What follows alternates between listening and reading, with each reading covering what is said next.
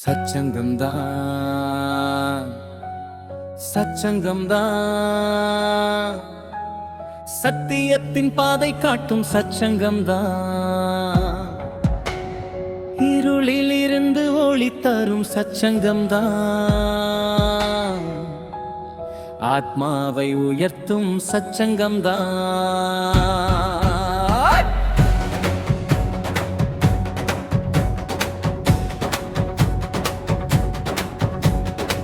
சத்தியத்தில் இருந்து சத்தியம் காட்டும் இருள் வாழ்க்கையில் ஒளியை ஊட்டும் மரணத்தை தாண்டி அமரத்தை தரும் மாறும் வாழ்வை மாற்றும் சச்சங்கம்தான்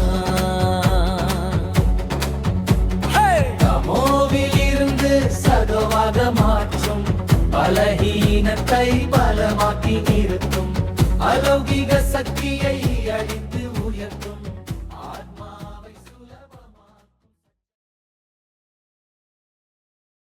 ஓம் சாந்தி. என்று இந்த சத்சங்க தொடரின் கடைசி நாள், 7வது நாள். முதல் 6 நாட்கள்ல நம்ம அகங்காரத்தினுடைய தொடர்பை பார்த்திருக்கோம். பல்வேறு விதமான தொடர்புகளையும் நம்ம பார்த்திருக்கோம். முதல்ல நம்முடைய சொந்தங்களினுடைய தொடர்பை பார்த்தோம். நம்ம எப்போதுமே சூழப்பட்டு இருக்கக்கூடிய எண்ணத்தின் தொடர்பை பார்த்தோம். அது எப்படி நமக்குள்ள தாக்கத்தை உருவாக்குது, அதை எப்படி உயர்த்துவது, இதையும் நம்ம பார்த்தோம். 2வது நாள்ல சர்வசக்திவானுடைய தொடர்பை பார்த்தோம். எப்போதுமே நமக்காக இருக்கக்கூடிய பரமாத்மா, எப்போதும் நம்மை உயர்த்துவதற்காக இருக்கக்கூடிய மிக உன்னதமான பரம்பொருள், அவருடைய தொடர்புல எப்படி நம்ம இருக்கிறது மற்றும் அவருடைய தொடர்பின் பலனை எவ்வாறு நம்ம அடைவது, இதை நம்ம பார்த்திருக்கோம். 3வது நாள் உண்மையான தொடர்பை நம்ம பார்த்தோம். அதாவது உண்மையினுடைய தொடர்பை பார்த்தோம். அதற்கு பிறகு அமைதியினுடைய தொடர்பு. இந்த அமைதியில நாம் நிலையாக இருப்பதற்கு மிகவும் முக்கியமானதாக இருக்கு. அமைதிதான் நாம் உறுதியாக மாறுவதற்கான ஒரு பவுண்டேஷனாக இருக்கு, ஆதாரமாக இருக்கு. அதன் பிறகு முழுமையான தூய்மையின் தொடர்பை பார்த்தோம். அதுவும் மீண்டும் ஒரு நமக்கு எழுச்சியை உருவாக்கக்கூடிய பவுண்டேஷன் தான். அடுத்தது இயற்கையின் தொடர்பை பார்த்தோம். இயற்கை எப்படி நம்மை குணப்படுத்தது, இயற்கை ஒவ்வொரு நாளும் நமக்கு கற்றுக் கொடுக்கக்கூடிய பல பாடங்களை நம்ம பார்த்திருக்கோம். இயற்கையின் தொடர்பில் இருக்கும் பொழுது ஆத்மா சக்தி நிறைந்ததாக மாறுது என்று மகான் ஆத்மாக்கள், உயர்ந்த ஆத்மாக்களினுடைய தொடர்பை பற்றி நம்ம பார்க்க போறோம். பல மகாத்மாக்களின் சங்கம் என்றால், உயர்ந்தவர்களுடைய சங்கம் என்றால் சாமியார் அல்லது ஊக்கம் அளிக்கக்கூடிய பேச்சாளர்கள் அல்லது ஆன்மீக உரையை வழங்கக்கூடிய யாரோ ஒருத்தருடைய தொடர்புல இருக்கிறது தான் நினைக்கிறாங்க. இவங்க மட்டும்தான் முக்கியமானவங்களா, இவங்க மட்டும்தான் உயர்ந்தவர்களா? உண்மையிலே உயர்ந்த ஆத்மா என்றால் யாருடைய இருப்பில, அதாவது அவங்களுடைய மனநிலை உயர்ந்ததாக இருப்பது, அதை பற்றி தான் சொல்லப்படுது. அப்போ அவங்களுடைய தொடர்புல நம்ம இருக்கும்போது நம்மளுடைய மனநிலை உயர்ந்ததாக மாறுது. அப்போ யாருடைய தொடர்புல இருக்கிறோம், அவங்களுடைய தொடர்புல இருக்கும் பொழுது நம்முடைய மனநிலை உயர்ந்ததாக மாறுதும், அவங்களதான் நம்ம மகான் ஆத்மா, உயர்ந்த ஆத்மா என சொல்ல முடியும். அந்த மகான் ஆத்மாக்கள் சாதாரணமான மனிதர்கள் கிடையாது. அவர்கள் உயர்ந்த ஆற்றல் அதிர்வெண்ணை போன்றவர்கள்.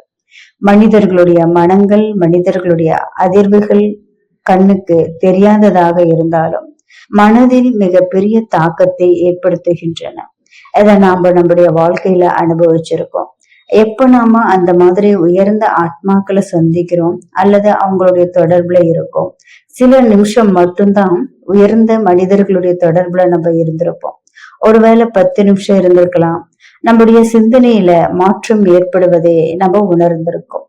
நமது மனம் அவங்க கூட இருக்கும் பொழுது அமைதியாக இருப்பதை அனுபவம் செய்து நம்முடைய முன் உரிமைகள் மாறுது. கரெக்ட் தானே?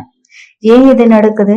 ஏன்னா அந்த உயர்ந்த மனநிலை எந்த விதமான மனநிலையாக இருந்தாலும் அதை தொற்றக்கூடியதாக இருக்கு, அட்ராக்ட் பண்ணிடுது.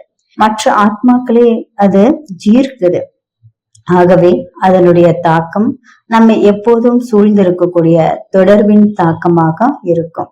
ஒரு பிரபலமான வார்த்தை இருக்கு, உங்களுடைய ஃப்ரெண்ட்ஷிப்பை பத்தி சொல்லுங்க, நான் உங்களுடைய எதிர்காலத்தை சொல்றேன்னு சொல்லுவாங்க. இது கரெக்ட் தானே? இதை எல்லாருமே சொல்றத கேட்டிருப்பாங்க, நாமளும் கூட கேட்டிருக்கோம். நாம எப்போதுமே யார் கூட இருக்கிறோம், யாரால சூழப்பட்டு இருக்கோம், அவர்கள் நம் மீது பெரிய ஒரு தாக்கத்தை ஏற்படுத்த முடியும். உதாரணத்திற்கு, இரும்பு நெருப்பு பக்கத்துல இருந்ததுன்னா அது சூடாகுது. நெருப்பினுடைய ஆற்றல் மாற்றம் அடைந்து இரும்பை நோக்கி பரவுது. அப்போ இரும்பு சூடாகுது. அது போல நாம் சூழப்பட்டு இருக்கக்கூடிய சூழ்நிலை நமது சிந்தனை முறையில் பெரிய ஒரு தாக்கத்தை ஏற்படுத்துது. மிக உயர்ந்த மனிதர்கள், மிக உயர்ந்த ஆத்மாக்கள் என்றால் நிறைய பணம் வச்சிருக்கவங்க, அதிகாரம் வச்சிருக்கவங்க, புகழ், பெயர், பதவி வச்சிருக்கவங்க, எந்த மாதிரி அர்த்தம் கிடையாது. அது ஒரு உயர்ந்த ஆத்மாவின் வரையறையும் கிடையாது. உயர்ந்த ஆத்மா என்றாலே உள்ளுக்குள்ள நிலையாக இருக்கக்கூடியவங்க, தன்னை எப்பொழுதுமே பணிவாக வச்சிருக்கக்கூடியவங்களாக இருப்பாங்க. உள்ள ஸ்ட்ராங்கா இருப்பாங்க, வெளியே ரொம்ப பணிவா இருப்பாங்க. அது மட்டும் இல்ல, பரமாத்மாவுடன் இணைந்தவங்களாக இருப்பாங்க. அமைதியும் தூய்மையையும் பரப்பக்கூடியவர்கள். அதுவே அவர்களுடைய மகத்துவத்தை, முக்கியத்துவத்தை மற்ற ஆத்மாக்களின் தாக்கமாக செலுத்தக்கூடிய விதமாக இருக்கும். ஆன்மீகத்தை பற்றி பேசுவது மட்டுமில்லாமல் ஆன்மீகத்தின் சுரங்கத்தை மற்றவர்களுக்கு பரப்புவார்கள். ஒரு முறை ஒரு சிறையில ஒரு ஆன்மீக கூட்டம் ஏற்பாடு செய்யப்பட்டிருந்தது. எல்லா கைதிகளும் அந்த ஆன்மீக கூட்டத்துல கலந்துக்கிறதுக்காக போனாங்க. மிகவும் வன்முறையான ஒரு கைதி அந்த கூட்டத்துல கலந்துக்க விருப்பம் இல்லாம இருந்தான். ஆனா அந்த கூட்டத்துல ஃப்ரீ சாப்பாடு கிடைக்கும்னு தெரிஞ்சுக்கிட்டான். எனக்கு விருப்பம் இல்லைனாலும் பரவாயில்ல, நானு டிஃபன் சாப்பிடுறதுக்காக அந்த கூட்டத்துக்கு நான் போறேன்னு நினைக்கிறான். அங்க போய் உட்கார்ந்துருக்கிறான். அவன் உட்கார்ந்துருக்கக்கூடிய நேரத்துல ஒரு வயசான மனிதர் அந்த கைதி கிட்ட போய், நீ ரொம்ப அழகா பணிவா பேசினாரு. பயத்தினால கிடையாது, மரியாதையோட கண்ணியத்தோட பேசினாரு. அவர் பேசி முடிச்ச பின்னால அந்த கைதி வயசான நண்பர்கிட்ட கேக்குறான், எங்களை போல குற்றவாளிங்க கிட்ட நீங்க ஏன் எவ்வளவு மரியாதையா பேசுறீங்க? ஏன் எவ்வளவு அன்பாக மென்மையா நீங்க பணிவா பேசுறீங்க? அந்த வயதான நபர் கொடுத்த பதில் அந்த கைதியினுடைய வாழ்க்கையையும் மாத்திருச்சு. அவர் சொல்றாரு, நான் தப்பா பேசல, நான் ஆத்மாவிடம் பேசுறேன். அவர் சொல்றாரு, நான் தவறோடு பேசல, உன்னை பார்த்து எந்த விதமான தப்பு, நீ தப்பு செஞ்சவன், கைதி, இந்த மாதிரியான எண்ணத்துல நான் உன்கிட்ட பேச கிடையாது. நான் உன்னை ஒரு ஆத்மா நினைச்சுதான் பேசுறேன். ஏன்னா யாருமே அந்த கைதியை அவனுடைய கடந்த காலத்துல இருந்து பிரிச்சு பார்த்தது கிடையாது. இந்த வயசான நபர் அந்த ஏழை மனிதனுக்குள்ள, கைதிக்குள்ள இருக்கக்கூடிய தெய்வீகமான ஆத்மாவை தான் பாக்குறாரு. பின்னால் அந்த கைதி என்ன பண்றான், அவருடைய மென்மையான வார்த்தையை கேட்டு, அன்பான வார்த்தையை கேட்டு தன்னுடைய வாழ்க்கைய மாத்திக்கிட்டான். பல வருஷமா அவன் சுமந்திருந்த உள்ளார்ந்தமான கடினமான தன்மை ஒரு செகண்ட்ல அவனுடைய மனசுல இருந்து எல்லாமே உடைஞ்சு போயிருச்சு. அந்த வயசான நபர் கொடுத்த மிக ஆழமான தாக்கமுள்ள பதில்னால அந்த கைதி தன்னுடைய படிப்பை முடிச்சான், மறுவாழ்வு திட்டத்துல கலந்துகிட்டான். பின்னால மற்ற கைதிகளுக்கு ஒரு ஆலோசகராக அவனே மாறுறான். அதுதான் பெரியவங்களுடைய தொடர்புல இருப்பதனுடைய தாக்கமாக இருக்கும். அவங்க தோல்வியை மட்டும் பாக்குறது கிடையாது, ஒவ்வொரு ஆத்மாவுக்கு பின்னால இருக்கக்கூடிய சாத்தியத்தை பாக்குறாங்க. மகத்தான முக்கியமான ஆத்மாக்களுடைய தொடர்பு வெறும் பொழுதுபோக்குக்காக மட்டும் கிடையாதுன்றது மிகவும் சுவாரஸ்யமானது. அவங்க சார்ஜிங் நிலையம் போல செயல்படுவாங்க. அவங்க எப்போதுமே நமக்கு அட்வைஸ் கொடுக்கணும்னு அவசியம் கிடையாது. சில நேரத்துல அவங்களுடைய அமைதியே நமக்கு மிகப்பெரிய ஒரு சார்ஜ் கொடுக்கும். ஆத்மாவை சக்தி நிறைந்ததாக, அமைதி நிறைந்ததாக மாத்துது. அவங்களுடைய எளிமை நம்முடைய வாழ்க்கையை சார்ஜ் பண்ணுது. அவங்களுடைய உறுதியான தன்மை நம்முடைய ஆத்மாவின் மீது தாக்கத்தை ஏற்படுத்துது. ஏன்னா அது பரவி கொண்டிருக்கக்கூடிய ஆற்றல். ஆத்மாக்களை மாற்றுவது அந்த ஆற்றல் தான். வார்த்தைகளை விட வேகமானது ஆற்றல் நகரக்கூடியதாக இருக்கு. மற்றவர்களை கவரக்கூடிய நிலையில கிடையாது. நாம எங்க நிக்கிறோன்றது நமக்கு புரிய வைக்கிறாங்க. நம்முடைய உண்மையான அடையாளத்தை காட்டுறாங்க. ஒவ்வொரு ஆத்மாக்குள்ள இருக்கக்கூடிய நேர்மையையும் தெய்வீகத்தையும் உயர்த்த முயற்சி செய்வாங்க. மிக பெரிய ஆத்மாக்களுடைய தொடர்புல இருக்கும் பொழுது அந்த அழகு என்னன்னா, அவங்க நம்முடைய உண்மையான சுயத்தை, நமது உண்மையான உருவத்தை காட்டினாலும் நாம் சிறியவர்களாக உணர்றது கிடையாது. நாம் புறக்கணிக்கப்பட்டதாக உணர்வதும் கிடையாது. அதற்கு பதிலாக உயர்ந்தவர்களாக நம்ம உணர்றோம். ஏன்? அது அவர்களிடம் இருந்து பரவக்கூடிய தூய்மையான நோக்கமாகும். நாம் பெறக்கூடிய மிக உயர்ந்த தொடர்பு சர்வ சக்திவான் பரமாத்மாவுடன் இருப்பதுதான். கரெக்டு தானே? நம்ம எல்லாருமே நம்முடைய ஃபர்ஸ்ட் பாபா மிலன் போது அந்த ஒரு நிலை அனுபவம் செஞ்சிருக்க. குறிப்பாக ஒவ்வொரு பாபா மிலன்லயும் நம்ம அனுபவம் செஞ்சிருக்கோம். ஆனா ஃபர்ஸ்ட் மிலன் பாபாவை ஃபர்ஸ்ட் டைம்ல நம்ம மீட் பண்ணும்போது அந்த ஆழமான தாக்கம் நமக்குள்ள இன்னும் நிறைஞ்சிருக்கு. இன்னைக்கு இந்த நேரத்துல அந்த காட்சியை நம்ம நினைச்சா அந்த ஆற்றலை, அந்த அதிர்வை நம்மளால உணர முடியும். சர்வ சக்திவானுடைய தொடர்புல முழு சூழ்நிலையும் மாறிடுது. அவ்வளவு பெரிய தாக்கமுள்ள மாற்றம். அது ஆத்மாக்களை பாதிக்குது, ஆத்மாக்குள்ள ஊடுருவது. ஆகவே சில நொடிகளுக்கு நம்முடைய வாழ்க்கையில நம்ம சந்தித்த மிக பெரிய ஆத்மாக்களுடைய தொடர்பை பற்றி சிந்தனை செய்வோம். சில நொடிகள் இப்போ கண்களை நீங்க மூடிக்கிங்க. அந்த மகத்தான உயர்ந்த நபரை நீங்க இப்போ நினைச்சு பாருங்க. உங்களுடைய சின்ன வயசுல இருந்து இது வரைக்கும் உங்களுடைய வாழ்க்கையில நீங்க சந்தித்த, உங்களுடைய வாழ்க்கையில பெரிய தாக்கத்தை ஏற்படுத்திய அந்த ஒரு உயர்ந்த மனிதரை, உயர்ந்த ஆத்மாவை இப்ப நீங்க நினைச்சு பாருங்க. அந்த காட்சியை நினைச்சு பாருங்க. அந்த தெய்வீகமான ஆத்மாவிடமிருந்து நீங்க பெற்ற உத்வேகத்தை, உற்சாகத்தை நினைச்சு பாருங்க. அவங்க கிட்ட இருக்கக்கூடியது சுலபமான ப்ராப்பர்ட்டி எது?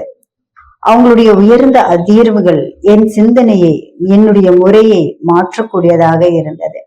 இந்த நேரத்துல உங்களை சுற்றி மனம் பரவுவதை உணரலாம். அந்த அழகான மனம் வாசனை என் முழு வாழ்க்கையையும் தாக்கம் செய்த அந்த தெய்வீகமான ஆத்மாவை போன்றது. இந்த நறுமணம் போலவே அவர்கள் என்னுடைய சிந்தனையையும் உலகை பார்க்கும் என் முழு பார்வையையும் மாற்றி விட்டாங்க. ஓம் சாந்தி. ஆகவே மிக உயர்ந்த ஆத்மாக்களின் சங்கம் நமக்கு சூழ்நிலைகளை கடக்க உதவி செய்கிறது. எப்போதுமே நாம மிகவும் கடினமான சூழ்நிலையில இருக்கிறோமா மற்றும் நமது சொந்த சக்தியால அதை கடக்க முடியலையா? அந்த நேரத்துல என்ன நடக்குது? மனம் பலவீனமாகுது, குழப்பமடையுது, கலங்குது, வாழ்க்கையில சரியான திசையை பெற முடியாமல் போகுது. அந்த நேரத்தில் மிக உயர்ந்த ஆத்மாக்களுடைய தொடர்பு நமக்கு கிடைக்கும் போது அவங்களுடைய ஆற்றல், அவங்களுடைய சக்தி நம்மை உயர்த்தும். பாபாவுடன் நம்முடைய நினைவு மீண்டும் இணைகிறது. இதை நம்ம எல்லாருமே அனுபவம் பண்ணியிருக்கோம். குறிப்பாக அதாவது நம்ம எல்லாருமே இணைந்து தியானம் பண்ணும்போது, ஒன்றிணைந்து தியானம் பண்ணும்போது ஆத்மானுடைய நிலை கலங்கி இருந்தாலும், வருத்தப்பட்டு இருந்தாலும், டவுனிங் ஸ்டேஜ்ல இருந்தாலும், எல்லாருமே இணைந்து அந்த மெடிடேஷன் பண்ணும்போது, ஒருங்கிணைந்து கூட்டத்துல இருந்து நம்ம தியானம் பண்ணக்கூடிய நேரத்துல எல்லாருமே யோகா பண்ணிட்டு இருக்காங்க. நானும் யோகா பண்ண போற அந்த கூட்டத்துக்குள்ள நுழையக்கூடிய நேரத்துல தானாகவே நம்முடைய நிலை உயருது. ஏன்னா அந்த உயர்ந்த ஆத்மாக்களுடைய அதிர்வுகள் நம்முடைய ஆற்றலின் நிலைகளின் தாக்கத்தை ஏற்படுத்தது. இத நம்ம இன்னொரு பக்கம் நம்ம பாக்குறோம். மக்கள் அமைதியாக இருக்க விரும்புறாங்க, நேர்மறையா இருக்க விரும்புறாங்க, வாழ்க்கையில மாற்றத்தை விரும்புறாங்க. ஆனா மிக உயர்ந்த மனிதர்கள் அவங்க பக்கத்துல வந்தா அவங்க பயப்படுவாங்க. ஏன் இது நடக்குது? ஏன்னா மிக உயர்ந்த ஆத்மாக்கள் கண்ணாடி போல செயல்படுறாங்க. அவங்க எப்போதுமே உங்களுடைய ஆற்றல், உங்களுக்கு ஆறுதல் கொடுக்கவோ அல்லது வசதியா உணர வைக்கிறதுக்கோ முயற்சி செய்யறது கிடையாது. அவங்க நமக்கு மறைந்திருக்கக்கூடிய பிரச்சனைகள் என்ன என புரிய வைக்கக்கூடிய தருணத்துல, உதாரணத்தை எனக்குள்ள இருக்கக்கூடிய பொறுமையின்மை, எனக்குள்ள இருக்கக்கூடிய அகங்காரம், நான் ஒரு போலியான உருவத்தை சுமந்துட்டு இருந்தா அவங்க அந்த உண்மையான உருவத்தை காட்ட முயற்சி செய்வாங்க. மாற்றப்பட வேண்டியது இதுதான் என புரிய வைக்கிறாங்க. அகங்காரத்துக்கு பின்னால ஒரு கண்ணாடி பிடிக்காது, சரிதானே? அது அந்த கண்ணாடியை ஏத்துக்காது. இது மிகவும் ஆழமான உளவியலான உண்மை, சைக்காலஜிக்கலான உண்மையா இருக்கு.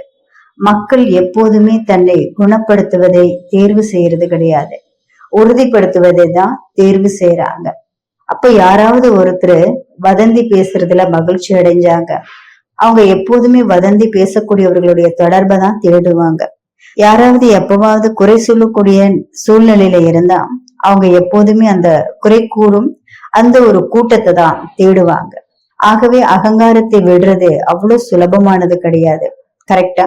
என்னை சுற்றி அந்த உயர்ந்த ஆத்மாக்களினுடைய தொடர்பு இருந்தாலும் நான் அந்த அகங்காரத்தை விட முடிந்தால் மட்டுமே அந்த ஆத்மாக்களுடைய உயர்ந்த ஆற்றலை ஏற்றுக்கொள்ள முடியும், என்னால கேட்ச் பண்ணிக்க முடியும். மேலும் பிரைட்னஸ் ப்ராப்ளம் என ஒரு கருத்து இருக்கு. ஒரு மனிதன் பல வருஷமா இருட்டு ரூம்ல எல்லாம் மங்கலான வெளிச்சம் இருக்கக்கூடிய ரூம்ல வாழ்ந்துட்டு வரான்.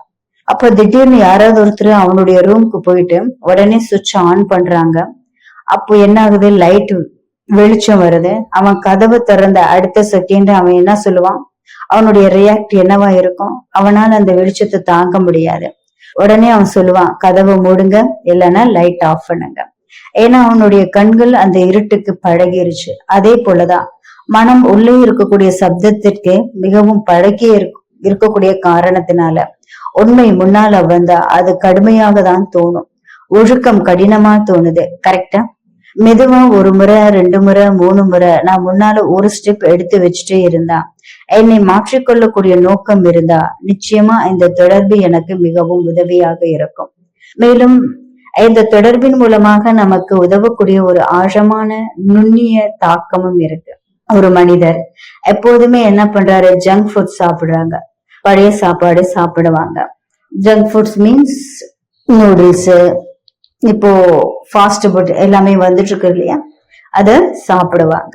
அப்புறம் அவரு நினைக்கிறாரு, நான் இனிமேலு இந்த சாப்பாடை சாப்பிடக்கூடாது அப்படின்னு நினைக்கிறாரு. இது எல்லாத்தையுமே நிறுத்தணும்னு ஒரு டைம்ல நினைக்கிறாரு.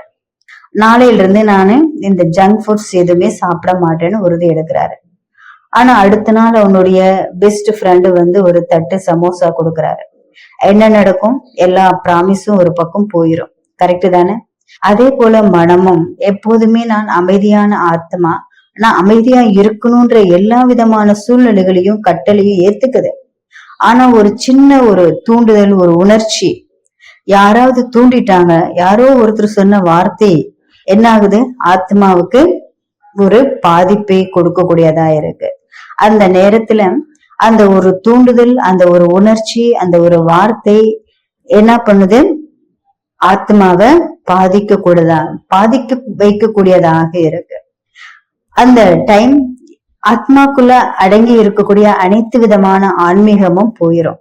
அங்கதான் உயர்ந்த ஆத்மாக்களுடைய தாக்கம் அல்லது தொடர்பு நமக்கு உதவுது. நம்முடைய முயற்சியில தொடர்ச்சியாக யார் இருக்கிறதுக்கு உதவி செய்யறாங்க, அந்த ஆன்மீகமான தொடர்ச்சி, ஆன்மீகமான பாதுகாப்பை நாம உயர்ந்த ஆத்மாக்களின் தொடர்பின் மூலமாக மட்டும்தான் பெற முடியும். ஒரு சிற்பி ஒரு கல்லை சுத்தியால அடிக்கும் போது அந்த கல்லு, நீ ஏன் என்ன காயப்படுத்துறன்னு சொல்லலாம். ஆனா அந்த சிற்பிக்கு தெரியும் அந்த கல்லுக்கு பின்னால ஒரு தெய்வீகம் மறைஞ்சிருக்கு, ஒரு தெய்வீக உருவம் கல்லுக்கு பின்னால மறைஞ்சிருக்கு. கரெக்ட் தானே? அதே போல மிக உயர்ந்த ஆத்மாக்கள் நம்மை திருத்துறாங்க, ஒழுக்கப்படுத்துறாங்க, நம்முடைய காரணங்களை சவாலுக்கு உட்படுத்துறாங்க, நமது பலவீனங்களை வெளியே கொண்டு வராங்க. அந்த நேரத்துல அவங்க நம்மள காயப்படுத்துறாங்க, இந்த மாதிரி நமக்கு தோணலாம். ஆனா உண்மையிலேயே அவங்க நம்மை வடிவமைக்கிறாங்க. கரெக்டா? என்று அந்த சுத்தியால தரக்கூடிய வழி நாளை நமக்குள்ள தெய்வீகத்தை வெளிப்படுத்தும். நம்ம எல்லாருமே அனுபவிக்கிறோம். குறிப்பாக மதுபனுக்கு வரும்போது நம்மை சுற்றி அனைத்தும் மிக உயர்ந்த ஆத்மாக்கள் இருக்காங்க. கரெக்டா? மதுபன் ஏன் இவ்வளோ சக்தி வாய்ந்ததாக இருக்கு, மதுபன் பூமி சக்திசாலியா ஏன் இருக்கு, ஏன் இங்க இருக்கக்கூடிய சூழ்நிலை எவ்வளவு சக்தி நிறைந்ததாக நம்ம அனுபவம் செய்ய முடியுது? காரணம், இங்க இருக்கக்கூடிய ஆத்மாக்களுடைய அதிர்வுகள் உயர்ந்தது, எப்போதுமே தெய்வீகத்துடன் இணைந்தது. அந்த அதிர்வுகள் எப்போதுமே பரவிட்டே இருக்கு. ஆகவே நாம மதுபனுக்குள்ள நுழையக்கூடிய தருணத்துல அந்த சக்தியை, அந்த ஆற்றலை உணர்றோம். நம்ம இன்னும் பாபா ரூம்ல உட்காரவே இல்லைனாலும் அந்த இடத்துக்குள்ள வந்ததையுமே அந்த அதிர்வுகளை, வைப்ரேஷனை நம்மளால உணர முடியுது. இங்க இருக்கக்கூடிய ஆத்மாக்கள் மூலமாக பரவி கொண்டு இருக்கக்கூடிய அந்த சக்தி தான். ஆகவே சத் சங்கம் என்பது இந்த சங்கம யுகத்துல நமக்கு கிடைத்த ஒரு அழகான ஆசீர்வாதம், பரமாத்மா நமக்கு வழங்கிய ஒன்று. ஆகவே அது பொய்யிலிருந்து உண்மைக்கான ஒரு பாதையாகும், இருட்டிலிருந்து வெளிச்சத்திற்கு வெளிச்சத்திற்கு வருவதற்கான வழியை காட்டுவதற்கான ஒரு பாதையாகும். மரணத்திலிருந்து அமருவதற்கு, மரணத்திலிருந்து மரணம் இல்லாத ஒரு நிலைக்கு கொண்டு செல்வதுதான் சத்சங்கம். தமோ பிரதானத்திலிருந்து சத்தோ பிரதானத்திற்கு செல்வதுதான் சத்சங்கம். நமக்குள்ள ஊக்கம் மற்றும் உற்சாகத்தை கொடுப்பது சத்சங்கம். அமைதியான தொடுதலின் மூலமாக எப்போதும் தெய்வீக சக்திகளை வழங்கி பலவீனத்திலிருந்து பலசாலியாக சக்தி வாய்ந்த நிலைக்கு கொண்டு செல்வது, ஆத்மாவை இயல்பாகவே சக்திசாலியாக மாற்றுவது சத்சங்கம் தான். ஆன்மீக ஆனந்தத்தின் மனதுடன், ஆன்மீக ஆனந்தத்தின் வாசனையுடன், கண்களுக்கு தெரியாத ஆதரவினால் ஆத்மாவை மலர செய்வது, ஆத்மாவின் வாழ்க்கையை செம்மைப்படுத்துவது சத்சங்கம். வாழ்க்கை வாழும் கலையை கற்றுத்தருவது, மனதின் முற்றத்தில் ஒவ்வொரு தருணத்திலும் தெய்வீக குணங்களை மலர செய்வது சத்சங்கம். தேக உணர்வின் கோடையை, தேக உணர்வின் ஆடையை, காமம், கோபம், பேராசை மற்றும் பற்று, அகங்காரத்திலிருந்து குளிர்விப்பது சத்சங்கம். அனைவரையும் விடுதலை ஆக்குவது சத்சங்கம். வெளிச்சத்திற்கு கொண்டு வருவது சத்சங்கம். அனுபவிக்க வைப்பது சத்சங்கம். தெய்வீக அன்பை அதிகரிப்பது சத்சங்கம். உண்மையின் விளக்கை ஏற்றுவது சத்சங்கம். தீர்வுகளை வழங்குவது சத்சங்கம். மகத்துவத்தை கொண்டு வருவது சத்சங்கம். அதன் இனிய மெலோடிகளை பாடுவது சத்சங்கம். ஓம் சாந்தி. சந்தோஷம் மலரச் செய்கிறது, அத்ருஷ்ய பாலனாவில் வாழ்வு தருகிறது, அலைபாயும் மனதில் அமைதி தருகிறது, அன்பின் வாசம் வீசும் சச்சங்கம் தான். வாழ்க்கை கலை தினமும் கற்பிக்கும், மனத்தில் தீவுக்குணம் மலர வைக்கும், தேகாபிமான வெப்பம் குளிர வைக்கும், 5 விகாரத்தில் இருந்து விடுவிக்கும், ஜீவனை நிரப்பும் ஆனந்த